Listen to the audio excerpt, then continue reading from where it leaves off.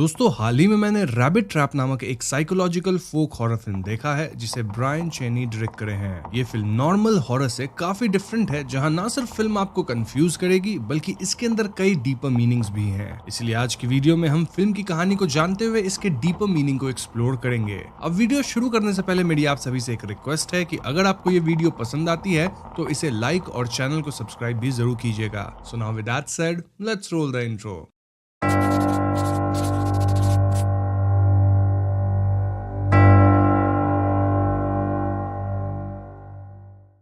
तो फिल्म की कहानी 1976 में सेट है और यहाँ हम एक कपल से मिलते हैं। हस्बैंड का नाम डार्सी है और वाइफ का नाम डैफ्नी, और ये दोनों म्यूजिक बनाते हैं। फिलहाल दोनों वेल्स के सिमरू जगह के एक आइसोलेटेड केबिन में रह रहे हैं और वहीं पे अपनी म्यूजिक पे काम कर रहे हैं। नाउ इनकी म्यूजिक नॉर्मल नहीं है, रादर ये लोग नेचर के साउंड्स को कैप्चर करते हैं और उससे ही म्यूजिक बनाते हैं, जैसे बर्ड्स के एक साथ उड़ने की आवाज, पानी की आवाज, जंगल की आवाज, जानवरों की आवाज एंड ऑल दैट। शुरुआती सीन में हम डैफ्नी को एक म्यूजिक पे काम करते देखते हैं और तभी लाइट चली जाती है जिससे उसका काम रुक जाता है। डार्सी और डैफ्नी की बातों से हम समझ पाते हैं कि डैफ्नी एक नया रिकॉर्ड बना रही है और फिलहाल उसे कुछ बढ़िया साउंड मिल नहीं रहा। अब उस रात डार्सी को एक नाइट में आता है जहां एक घोस्टली इंसान उसकी तरफ बढ़ रहा है, जबकि रियलिटी में Darcy kind of sleep paralysis में था और अजीब तरह के साउंड्स निकाल रहा था। डैफ्नी यहाँ डार्सी को इस हालत में देखती है और उसकी साउंड्स रिकॉर्ड कर लेती है। डैफ्नी बाद में इन साउंड्स को सुनती है ताकि वो समझ सके कि आखिर क्यों डार्सी को बार बार नाइट में आते हैं। अब जब डार्सी को पता लगता है कि डैफ्नी उसके आवाज को रिकॉर्ड कर ली है तो वो फॉर सम रीजन बहुत ज्यादा अपसेट हो जाता है। इससे डैफ्नी भी अपसेट होती है और इनके बीच थोड़ी नाराजगी आ जाती है, जो कि टेम्परेरी थी। इसके बाद अगेन हम डार्सी को नेचर के साउंड्स रिकॉर्ड करते पाते हैं जब वो एक पर्टिकुलर साउंड से अट्रैक्ट होकर जंगल में चला जाता है। यहाँ वो एक पॉइंट पे पहुंचता है जहाँ मशरूम्स ऐसे पैटर्न में उगे हुए थे कि वो एक सर्कल बना रहे थे। डार्सी इसी सर्कल के बीच में जाता है और साउंड रिकॉर्ड करने लगता है, लेकिन तभी उसे अजीब फील होता है जिससे वो अपना होश खो देता है। जब डार्सी को होश आता है तो वो फौरन अपने इक्विपमेंट्स उठा के यहाँ से निकल लेता है। नाउ घर जाके जब डैफ्नी इस साउंड को सुनती है तो वो एकदम मंत्रमुग्ध थी, मानो वो जिस अमेजिंग साउंड की तलाश में थी ना, वो उसे मिल गया हो। वो इस साउंड से इतनी प्रभावित होती है कि यहाँ डैफ्नी और डार्सी इंटीमेट भी होते हैं। नाउ इंटीमेसी के दौरान डार्सी एक्साइटेड होकर डैफ्नी के बैक को स्क्रैच कर लिया था और बाद में हम डार्सी को इस बात से प्रभावित होते देखते हैं। डार्सी एकदम से अपने हाथ को देखता है, फिर अपने हाथ ऐसे धोने लगता है मानो उसने कुछ गलत किया हो या फिर उसे अपने हाथ से ही घिन आ रही हो।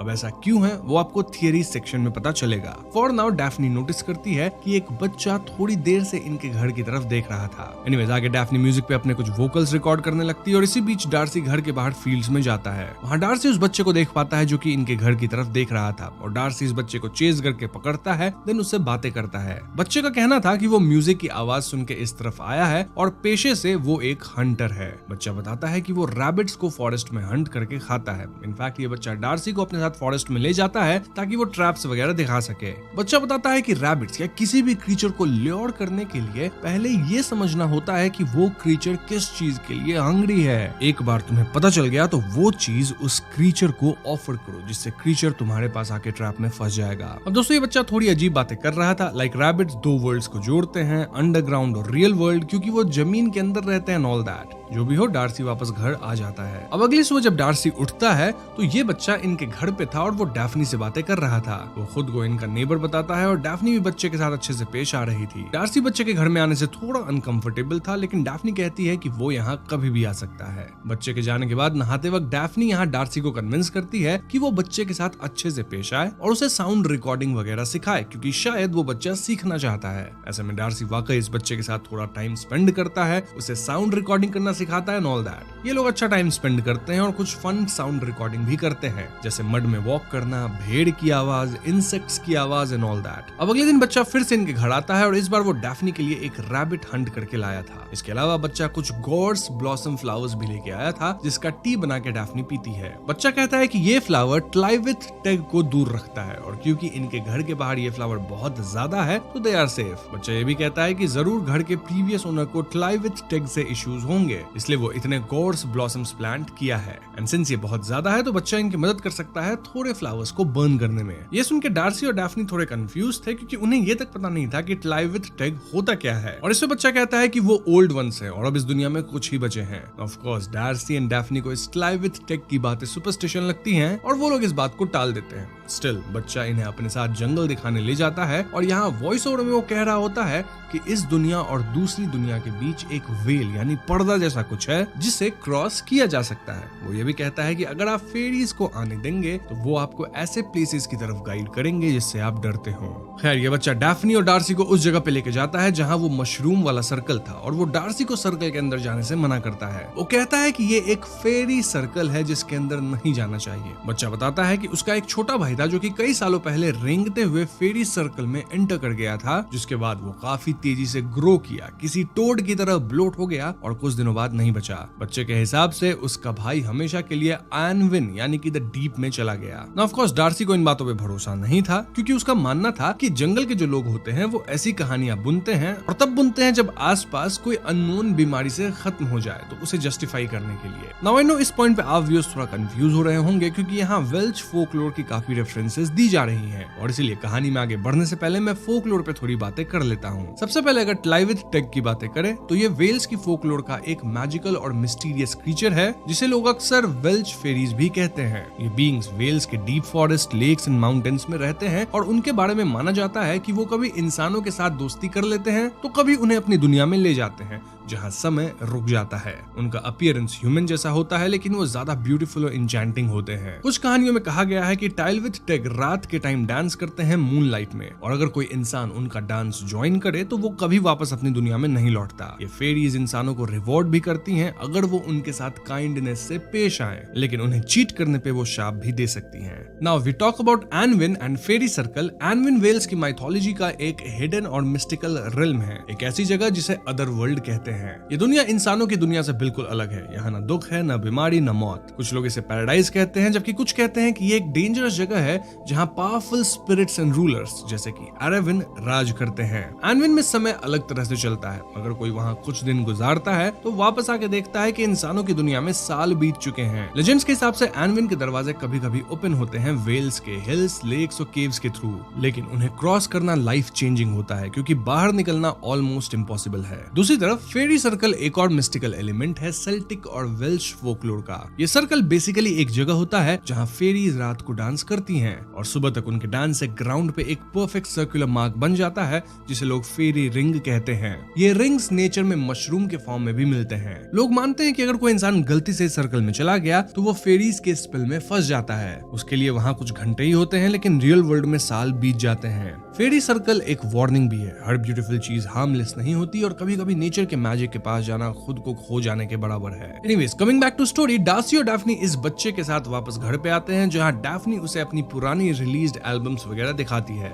एल्बम्स की फोटोज देख के बच्चा कहता है कि डैफ्नी वाइल्ड गॉड्स की तरह है जो कि कभी पकड़ी नहीं जानी चाहिए, वो कभी डोमेस्टिकेट नहीं होनी चाहिए। डैफ्नी इन बातों का अर्थ समझ नहीं पाती और इसे इग्नोर करती है। आगे ये बच्चा अजीब पर्सनल सवाल करने लगता है, लाइक डैफ्नी को अब तक बच्चा क्यों नहीं है। डैफ्नी इस सवाल पे अनकंफर्टेबल होती है लेकिन बच्चा कहता है कि उसकी माँ इस दुनिया में नहीं है, इसलिए डैफ्नी चाहे तो इस बच्चे की माँ बन सकती है। इनफैक्ट ये बच्चा डैफ्नी को मैम यानी कि माँ कह के पुकारने लगता है। इसके बाद ये बच्चा अपनी माँ की एक ललाबाई गा के सुनाता है जो कि उसकी माँ उसके लिए गाया करती थी और डैफ्नी इस साउंड को रिकॉर्ड कर लेती है। डार्सी के हिसाब से ये ललाबाई किसी स्पेल की तरह साउंड कर रही थी। अब रात को डार्सी उस रैबिट के स्किन को हटाने की कोशिश करता है जो कि बच्चा इनके लिए यहाँ लेके आया था, लेकिन डार्सी ऐसा कर नहीं पाता। दिन सोने के बाद डार्सी को अगेन एक नाइट में आता है जहाँ वो फिर से उस अजीब घोंसली आदमी को देखता है जो कि कुछ तो अजीब खा रहा था। यहाँ में एक सीन भी दिखाया जाता है जहाँ वो बच्चा डैफ्नी को एक नुकीली कांटों वाली हेडफोन देता है जिसे पहनने के बाद डैफ्नी के कान से खून निकल जाते हैं। ऑफ कोर्स ये सब नाइट में ऐसे थे।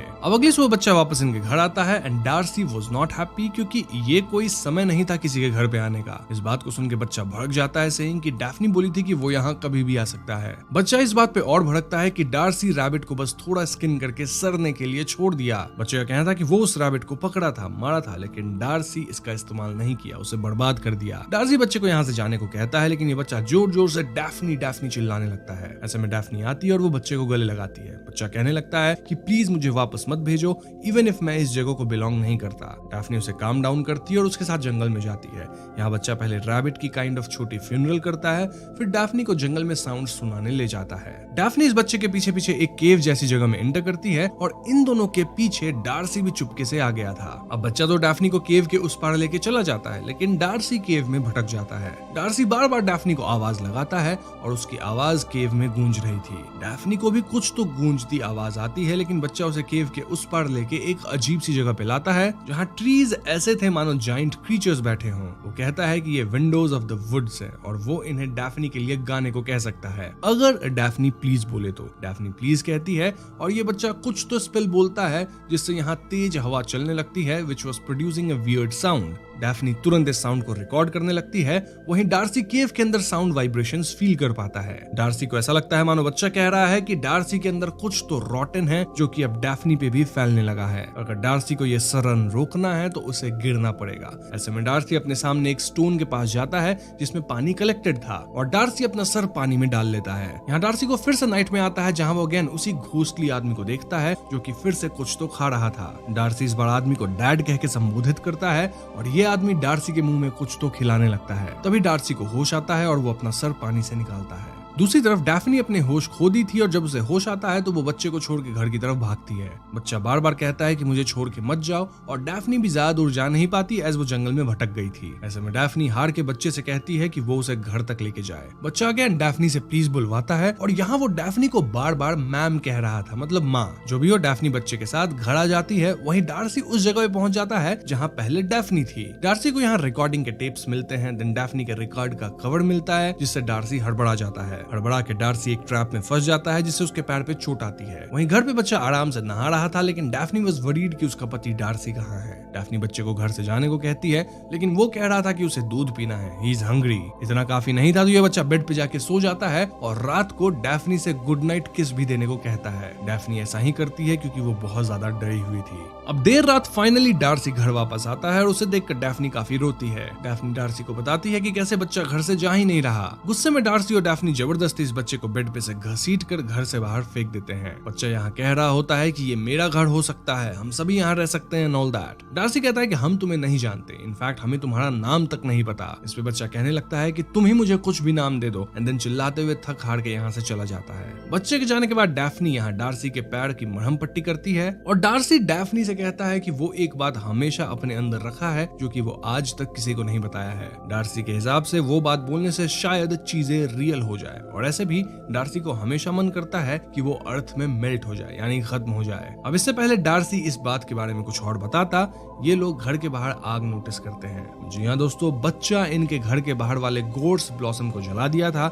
जो कि उसके हिसाब से ट्लाइविथ टेक को दूर रखते हैं। इस आग के इफेक्ट से हमें पूरा घर जलते हुए नहीं, रादर मेल्ट होते हुए दिखाया जाता है। अब अगले सीन में ये बच्चा वापस घर में आता है और अब ये घर बिल्कुल डिफरेंट था। आई मीन यहाँ हर जगह पेड़ पौधे उगे हुए थे, मशरूम्स उगे हुए थे, स्नेल्स थे और ऐसा लग रहा था मानो घर के अंदर ही जंगल हो। बच्चा डार्सी और डैफ्नी के बेडरूम में जाता है जहाँ दोनों बड़े प्यार से उसे अपने साथ बेड पे सुलाते हैं। ये दोनों ऐसे एक्ट करते हैं मानो ये बच्चा एक्चुअली में उनका अपना बच्चा हो। इस पॉइंट पे हमें फिल्म का एक पुराना सीन दिखाया जाता है, वो सीन जब ये बच्चा डार्सी को रैबिट हंटिंग के बारे में बता रहा था। तब बच्चा बोला था कि रैबिट पकड़ने के लिए पहले ये समझना होता है कि रैबिट को आखिर क्या चाहिए, उसी चाहत को बेट बनाना होता है। खैर प्रेजेंट में ये तीनों इस जंगल वाले घर में क्वालिटी टाइम स्पेंड कर रहे होते हैं। ये लोग रैबिट से खेल रहे होते हैं, स्लाइम जैसे वाटर से बच्चे को नहला रहे थे, फिर लोग बच्चे के साथ खेल रहे थे, in general quality time spend कर रहे थे। इसके बाद डार्सी बच्चे को एक कहानी सुनाता है टू हेल्प हिम स्लीप। कहानी एक खरगोश की थी जिसे अंधेरे से डर लगता था, लेकिन खरगोश तो अंडरग्राउंड रहता है ना, तो उसे अंधेरे से डरना नहीं चाहिए। खरगोश इसलिए डरता था क्योंकि वो अकेला था, लेकिन फिर रैबिट का एक वाइज ओल्ड फ्रेंड था विच वाज अ बैट, यानी चमगादड़। वो चमगादड़ रैबिट से कहता है कि अगर तुम आंख की जगह कान से देखने लगो तो there is no such thing as darkness. Rabbit जब अपनी आईज क्लोज किया तो उसे अपनी माँ की आवाज सुनाई थी जो कि द डीप से आ रही थी। माँ कह रही थी कि माई लव, अब घर वापस आने का वक्त आ गया है और अब तुम साइलेंस की लैंग्वेज सीख लो। मेरे पास वापस आ जाओ, melt with earth and become become one with me. हम वापस पुनर्जन्म लेंगे as one creature, maybe a mushroom और ए ह्यूमन। बेसिकली माँ रैबिट को अपने पास बुला रही थी और इस कहानी को सुन के बच्चा सोने लगता है। फिर इस बच्चे के आंख, हाथ सब से एक पीली गाढ़ी लिक्विड निकलती है और अगले ही क्षण उस बच्चे की जगह पे एक रैबिट था। डैफ्नी और डार्सी इस रैबिट को उठा के बाहर ले जाते हैं और उसे एक छोटा सा फ्यूनरल देते हैं, ठीक उस जगह पे जहाँ पे वो मशरूम वाला सर्कल था। इसके बाद हम डार्सी को फिर से साउंड रिकॉर्डिंग करते देखते हैं, जहां वो फाइनली माइक में अपनी सीक्रेट रिकॉर्ड करता है। रिकॉर्ड इसलिए क्योंकि वो डैफ्नी को सामने से नहीं बता सकता था, इतनी हिम्मत उसमें नहीं थी ना। हम व्यूअर्स को ये सीक्रेट नहीं बताई जाती। हालांकि फिल्म के लास्ट सीन में डैफ्नी म्यूजिकल डिवाइस में डार्सी का सीक्रेट सुनती है और उसे कंफर्ट करती है। यहीं पे रैबिट ट्रैप फिल्म खत्म हो जाती है। तो दोस्तों ये थी रैबिट ट्रैप फिल्म की कहानी और अब तक आप पूरी तरह से कंफ्यूज हो चुके होंगे, बट डोंट वरी क्योंकि अब मैं आपको फिल्म की डीपर मीनिंग्स बताऊंगा, देन हम डार्सी का सीक्रेट भी जानेंगे। सो रैबिट ट्रैप एक ऐसी फिल्म है जो कॉन्शियसली एम्बिग्विटी छोड़ती है, यानी कि डायरेक्टर जानबूझ के रियलिटी, फोकलोर और ह्यूमन साइकी की बाउंड्रीज को धुंधला करते हैं। इस फिल्म में ड्रीम लॉजिक और मिथिक इमेजरी इतने नेचुरल तरीके से घुल जाते हैं कि व्यूअर्स को लगता है कि क्या ये सब रियल सुपरनैचुरल हो रहा है या सिर्फ डार्सी के अंदर का साइकोसिस है। इसी एम्बिग्विटी को समझने के लिए हम मल्टीपल लेयर्स पे थियरीज रखेंगे। पहला लेयर होगा साइकोलॉजिकल, देन दूसरा लेयर होगा प्योर सुपरनैचुरल, तीसरा लेयर होगा हाइब्रिड, फिर हम सिंबॉलिक चीजों पे भी ध्यान देंगे और फिर बच्चे को एज एन एंटिटी भी देखेंगे। तो सबसे पहले अगर साइकोलॉजिकल लेवल पे बात की जाए, यानी कि अगर हम चाइल्डहुड ट्रॉमा की बात करें, तो डार्सी का हॉन्टिंग एक साइकोलॉजिकल रूट से आता है। मतलब बचपन में हुआ अब्यूज, स्पेशली उसके पिता जो उसके साथ गलत करते थे, वही उसकी नाइटमेयर्स, गिल्ट्स और सेल्फ हेट का सोर्स है। फिल्म में डार्सी कहता है कि वो एक बात आज तक सबसे छिपाया है और वो बात यही थी कि उसके पिता उसके साथ गलत करते थे। तभी तो डार्सी को अपने पिता के नाइटमेयर्स आते थे एज घोस्ट्स। इस थियरी को कई सीन सपोर्ट करते हैं, लाइक डार्सी का स्लीप पैरालिसिस जैसा बिहेवियर, रिपीटेड घोस्टली फिगर जो उसको खा रहा होता नजर आता है और उसकी repeated compulsion to wash his hands या स्क्रब हिमसेल्फ। याद है ना कैसे वो डैफ्नी के साथ इंटीमेट होने के बाद अपने हाथ धोने लगा था एज इफ उसने कुछ गलत कर दिया हो। देन वो रैबिट तक को स्किन नहीं कर पाया था। वेल, ये सब साइकोलॉजिकल ट्रॉमा के सोमैटिक एक्सप्रेशंस हो सकते हैं। जब डार्सी फाइनली डैफ्नी के सामने अपना सीक्रेट रिकॉर्ड करता है तो वो मोमेंट कैथार्टिक पड़ता है। फिल्म चाहे उस कन्फेशन का कंटेंट हमें ना बताई हो, फिर भी एक्ट ऑफ टेलिंग को हीलिंग के रूप में दिखाया गया है और इसी से हम अंदाजा भी लगा पाते हैं कि एक्चुअली में डार्सी के साथ क्या चल रहा था। इस थियरी की पावर ये है कि ये फिल्म को इमोशनल वेट देती है, यानी कि रैबिट और चाइल्ड सब मेटाफर्स बन जाते हैं इनर चाइल्ड और लॉस्ट इनोसेंस के। साथ ही जिस केबिन में ये लोग रह रहे थे, मोस्ट प्रोबेबली ये डार्सी के पिता की ही केबिन थी।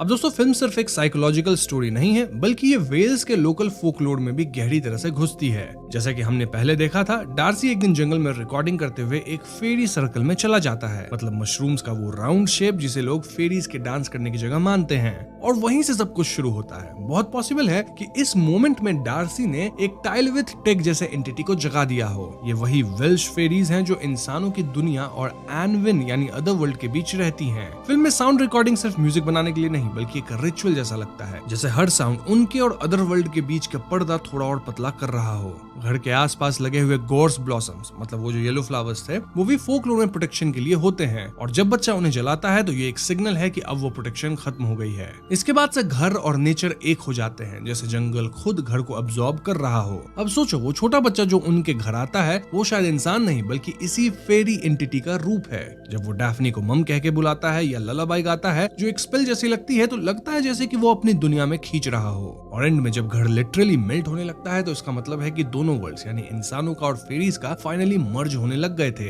ये थ्योरी सिंपल शब्दों में ये कहती है कि डार्सी और डैफ्नी अननोइंगली एक एंशिएंट फोर्स के ट्रैप में आ गए, क्योंकि उन्होंने नेचर के सेक्रेड रूल्स को तोड़ दिया और अब नेचर ने उन्हें अपने अंदर समेट लिया। बट देन एंड में ऐसा हो नहीं पाता, क्योंकि डार्सी और डैफ्नी अपना दिमाग लगाते हैं और कुछ तो करते हैं। क्या करते हैं वो आपको मैं आगे बताऊंगा, लेकिन उससे पहले हम ये जानते हैं कि अगर चाइल्डहुड ट्रॉमा और सुपरनैचुरल को कंबाइन किया जाए तो फिर ये कहानी एकदम क्लियरली सामने आने लगती है। देखो, डार्सी पहले से ही वल्नरेबल और ट्रॉमेटाइज था, और जब उसने फेरी सर्कल में जाकर या मिस्टिकल साउंड कैप्चर करके किसी स्पिरिट का अटेंशन अट्रैक्ट किया, तो वही स्पिरिट उसके एग्जिस्टिंग वर्ल्ड को एम्पलीफाई कर गया। इसमें बच्चा एक कैटलिस्ट भी है और एक मिरर भी। वो डार्सी के अंदर के लॉस्ट चाइल्ड को रिफ्लेक्ट करता है, लेकिन साथ ही एक एक्चुअल सुपरनैचुरल फोर्स भी है जो उस रिफ्लेक्शन को एक्सटर्नलाइज कर देता है। इसके अलावा फिल्म में रैबिट सिर्फ एक एनिमल नहीं बल्कि इनोसेंस, वल्नरेबिलिटी और रीबर्थ का मोटिव है। फिल्म में एक रैबिट हाफ स्किन्ड सिंक में पड़ा रहा, फिर एंड में चाइल्ड का उस रैबिट में ट्रांसफॉर्म हो जाना, ये सब सिनेमैटिक मेटाफर्स है। इनोसेंस वुंडेड यानी हाफ स्किन जो कि समहाउ अपने डार्सी को रिप्रेजेंट भी करता है क्योंकि वो भी ट्रॉमेटाइज था। देन आता है केयर गिविंग अटेम्प्ट यानी कि कपल उस चाइल्ड या रैबिट को कैरी करते हैं।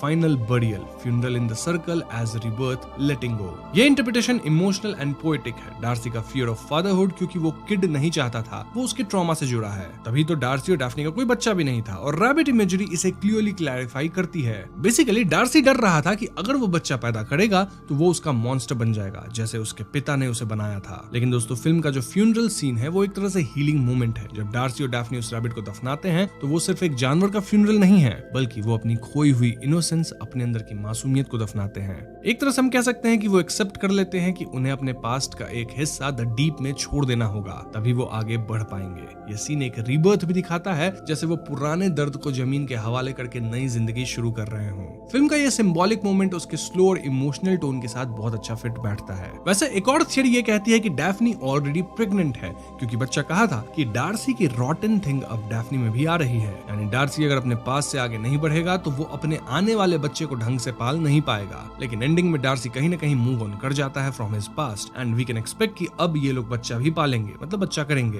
एंड इन केस अगर डैफ्नी ऑलरेडी प्रेग्नेंट है तो हाँ, जो आने वाला बच्चा है उसके लिए ये तैयार है। अब दोस्तों अगर हम फिल्म में दिखाए गए बच्चे को ध्यान से देखें तो वो सिर्फ कोई इनोसेंट रिफ्लेक्शन नहीं है, वो एक एक्टिव फोर्स था, एक ऐसा क्रीचर जो डार्सी और डैफ्नी को टेस्ट कर रहा था। कभी वो स्वीट बन के डैफ्नी को मैम कह के बुलाता है, कभी वार्निंग देता है कि फेरी सर्कल के अंदर मत जाना, और कभी मैनिपुलेट करता है जैसे गॉर्स ब्लॉसम को जलाकर प्रोटेक्शन तोड़ देना। ये सब एक्शंस एक ट्रिकस्टर स्पिरिट जैसे लगते हैं क्योंकि सेल्टिक और वेल्श फोकलोर में फेरीज अक्सर इंसानों को टेस्ट करती हैं, देखना चाहती हैं कि इंसान कैसे रिएक्ट करेगा, दया से या लालच से। फिल्म में डार्सी और डैफ्नी का भी सबसे बड़ा टेस्ट यही था कि क्या वो बच्चे को प्यार देके उसे अपनी दुनिया में समेट लेंगे या फिर उसे रिजेक्ट कर देंगे। अंत में डार्सी और डैफ्नी ने उस बच्चे को प्यार दिया जैसे एक माँ बाप देते हैं, लेकिन उन्होंने ये सब एक ट्रैप के रूप में किया। देखो फिल्म का टाइटल क्या है, रैबिट ट्रैप, और फिल्म में बच्चा एक बार बताया भी था कि रैबिट को फंसाने के लिए आपको उसे वो देना होगा जो उसे चाहिए, और यहाँ बच्चे को क्या चाहिए था, उसे सिर्फ इमोशनल वार्मथ चाहिए था, और जब वो उसे मिला तो वो उस ट्रैप में फंस गया। ठीक वैसे जैसे खरगोश अपने फेवरेट फूड के लालच में फंस जाता है। यही मोमेंट टर्निंग पॉइंट था क्योंकि फोकलोर के हिसाब से फेरीज या स्पिरिट्स तभी फ्री होती हैं जब उन्हें उनके डिजायर्ड इमोशन मिल जाए, चाहे वो प्यार हो, अटेंशन हो या एक्सेप्टेंस। डार्सी और डैफ्नी बड़े चालाकी से बच्चे को कहते हैं कि हम फिर से जन्म लेंगे, एक होंगे, फिर से मिलेंगे, और ऐसे में वो बच्चा या फिर जो भी वो एंटिटी था वो चला जाता है। इसलिए एंड में जब बच्चा रैबिट बन जाता है और वापस द डीप में चला जाता है तो उसका मतलब है कि उसका काम खत्म हो गया। डार्सी और डैफ्नी ने उसे वो दे दिया जो उसे चाहिए था, और उस प्यार के थ्रू उन्होंने उस एंटिटी को रिलीज कर दिया। रैबिट में ट्रांसफॉर्म होना भी सिंबॉलिक है, जैसे वो अब एक नई फॉर्म में जन्म ले रहा है जहां वो फाइनली फ्री है। ये थियरी फिल्म के टाइटल और फोकलोर दोनों से लिंक्ड है। रैबिट ट्रैप सिर्फ खरगोश पकड़ने का ट्रैप नहीं बल्कि इंसान और स्पिरिट के बीच इमोशनल ट्रैप भी है, जहां प्यार और वल्नरेबिलिटी दोनों एक वेपन बन जाते हैं। सो यस, मैंने आपको फिल्म की एक्सप्लेनेशन के साथ साथ हिडन मीनिंग और थियरीज भी बता दी है। स्टिल अगर आपके मन में कोई डाउट हो तो आप कमेंट्स में पूछ लीजिएगा। साथ ही अगर मैंने कुछ मिस किया है तो वो भी कमेंट्स में बता दीजिए। अब वीडियो पसंद आई हो तो इसे लाइक और शेयर करें। साथ ही चैनल पर नए हैं तो हमें सब्सक्राइब भी कीजिएगा क्योंकि हम अपने चैनल पर ऐसी वीडियोज लाते रहते हैं। पीस। भाई हमें करना है लौंडा नाच। और फिर